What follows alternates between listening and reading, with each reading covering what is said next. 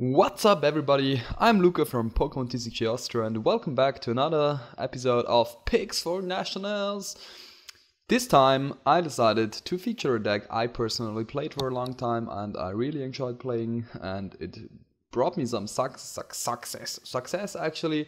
I managed to win a regionals with this deck, I managed to place second at a regionals, and I managed to place top 8 with this deck.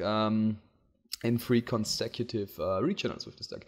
So yeah, actually, as you already know, Picks for Nationals, we just have 54 cards here. It's not just a deck list and we're going through some cards and explaining why we played. We are going to change the list over this video and explain it why I would suggest to play that specific card for that matchup and stuff. And I'm going to bring some personal experiences in as well. So yeah, first of all, this is like the skeleton build. I personally think that this should be in every Mega Rayquaza deck. You can maybe cut one Jolteon here, but yeah, you can, I mean, yeah, just let it be like that. So 3-3 Mega Rayquaza, you're asking why am I playing the Dragon type? Actually, because I'm afraid of Night March and I don't want Night March to be hitting me for weakness. So yeah, this bad guy here is weak to Fairy and nobody is really playing Fairy decks anymore, come on. So 4 Shaman, super essential. If you don't have 4 Shamans, don't plan on playing this deck because you just need it. 2 Hoopa X.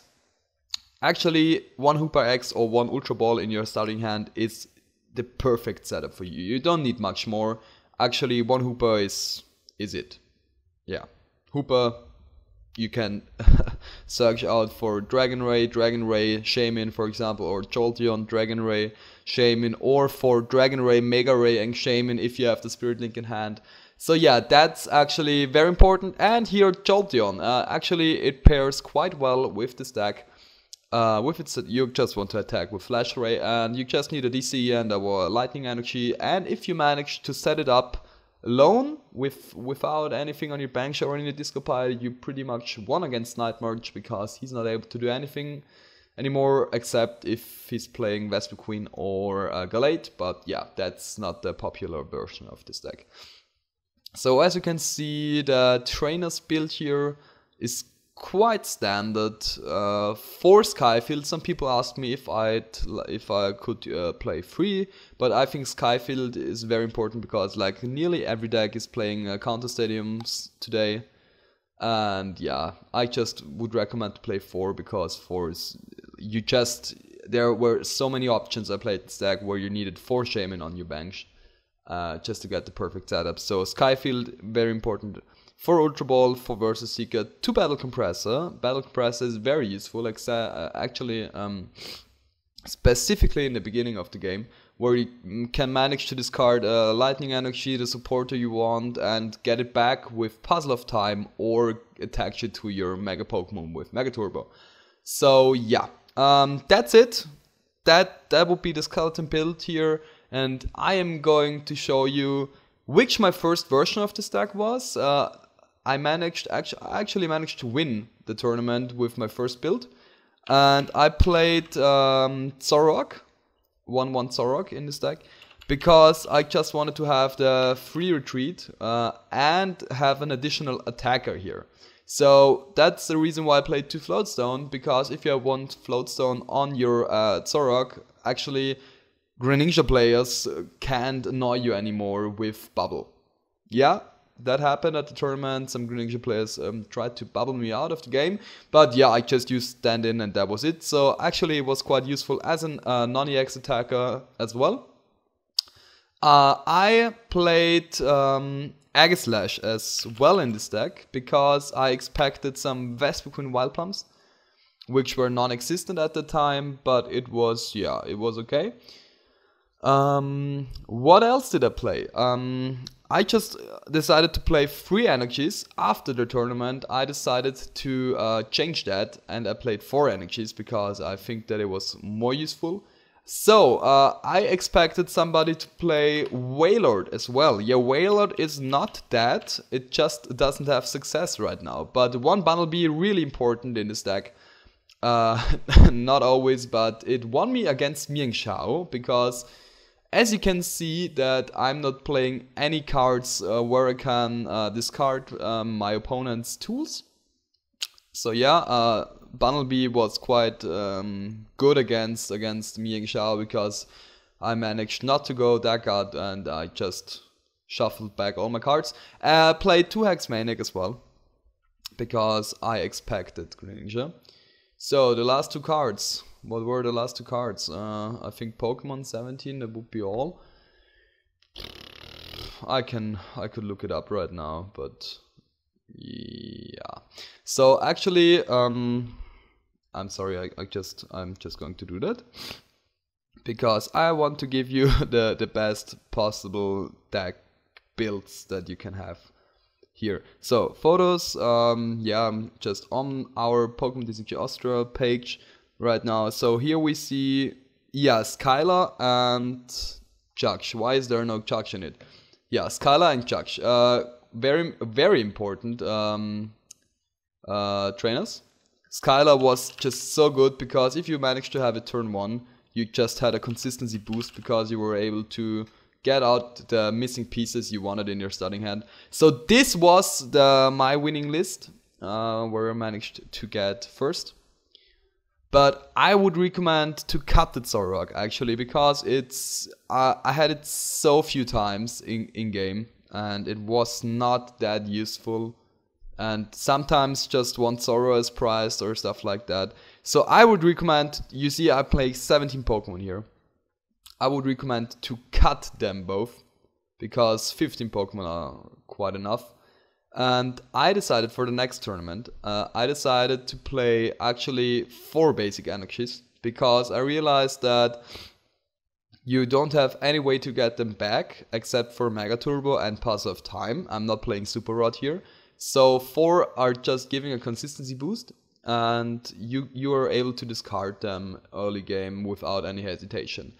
I added one Xerosic as well, and actually Xerosic won me the game against Toad Tina, because I was able to disrupt him in his setup with this little guy here. I think I changed the 3rd card as well, but I don't know right now. I cut the Bunnelby, I think. Yeah, I cut the Bunnelby for 1 Seismitoad. I'm not quite sure, but I think that I did it. What? I don't have any. Oh, yeah, it says trainers. I think that I added 1 Seismitoad here, because I wanted, if I played against Nightmarch, my game plan was to have turn 1 Seismitoad, DCE, and 1 Jolteon on the bench. So just disrupt him with its attack Quaking Punch, so he's not able to get anything. Attach to the Jolteon on the bench, and afterwards play an SC for the Seismitoad to get it back to your hand, and have the lone Jolteon here. I actually never used that, because I didn't play a single Nightmarch during that time, because Greninja was more played, whatever, more satisfying for the people, for the players. So if you are expecting many Nightmarch decks, what I would definitely do to this time, I would cut this one here. I would add another Jolteon. And yeah, I think that this right here, you could maybe cut 1 Floatstone for an Escape Rope, because that's quite cool. Yeah, and now we're coming to the difficult part, because actually I realized that I like to play it with Puzzle of Time better, but some people opted to cut the puzzles and play it with Trainer's Mail instead. So if you're thinking that you could do that, just try to switch them. But yeah, here is my recommendation.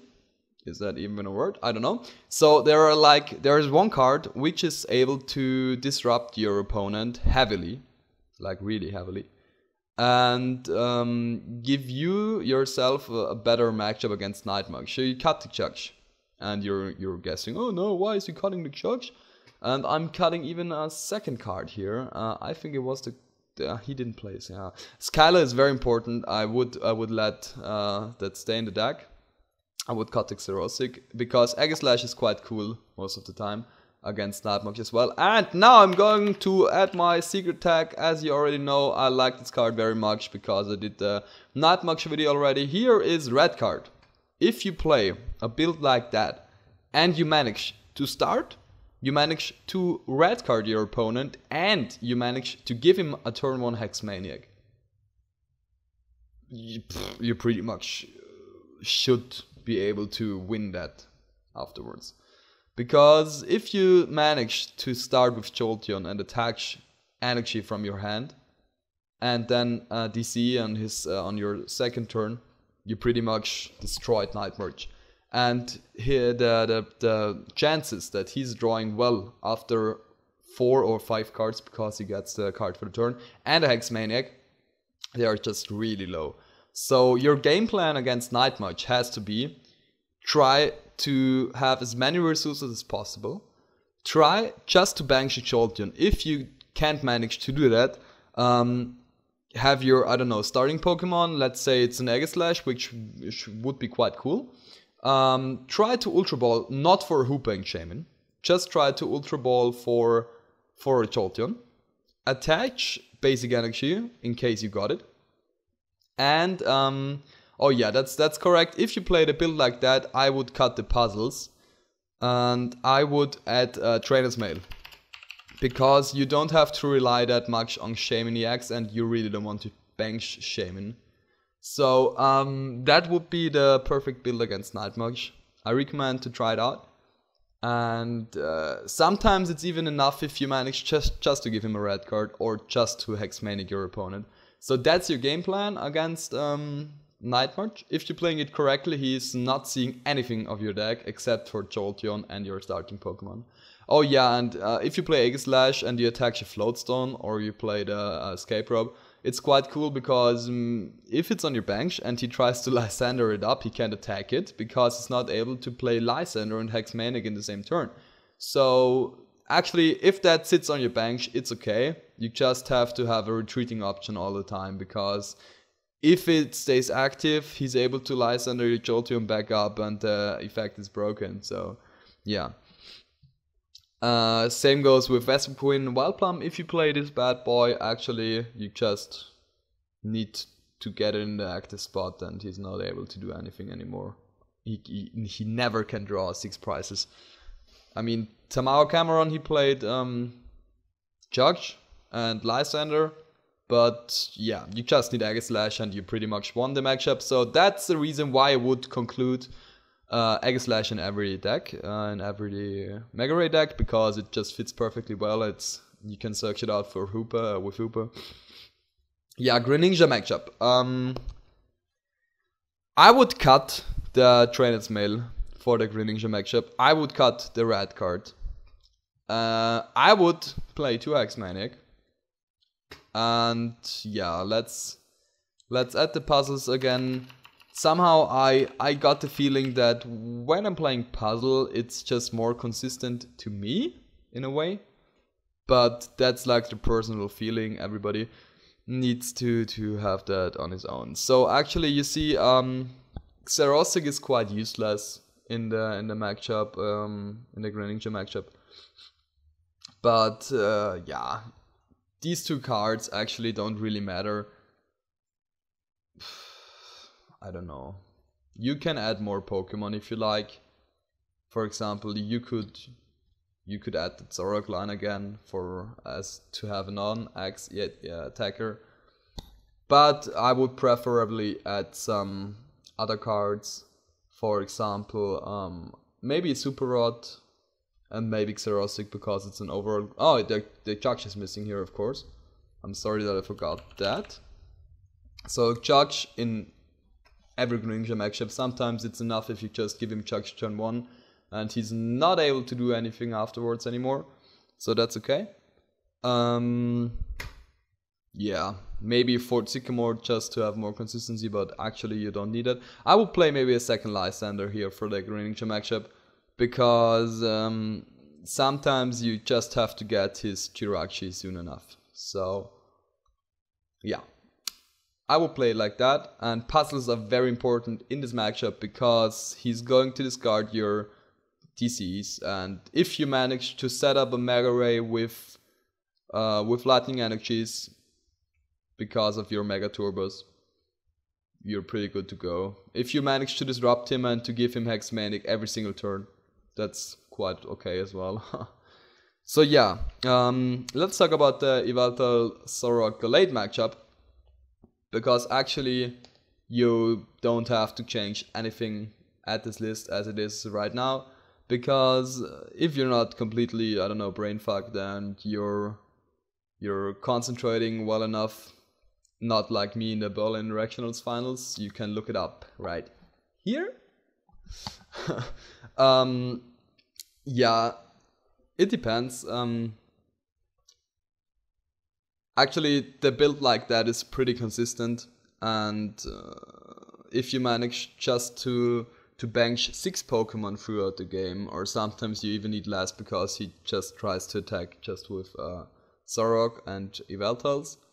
So just be careful with your resources, with your bench space, because Zorok really can annoy you. Actually, AZ is quite okay in this matchup as well if you don't burn too many resources and if you have enough left in your deck, because he's going to hit your... if you play it correctly, he's never going to one-hit knock out your Megaray.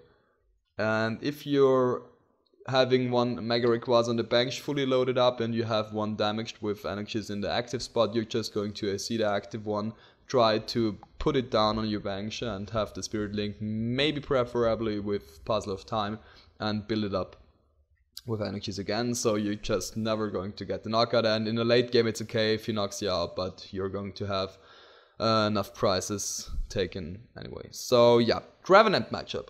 Trevenant matchup actually is quite impressive, and it's crazy because at the regionals I played there were like non-existent Trevenant decks.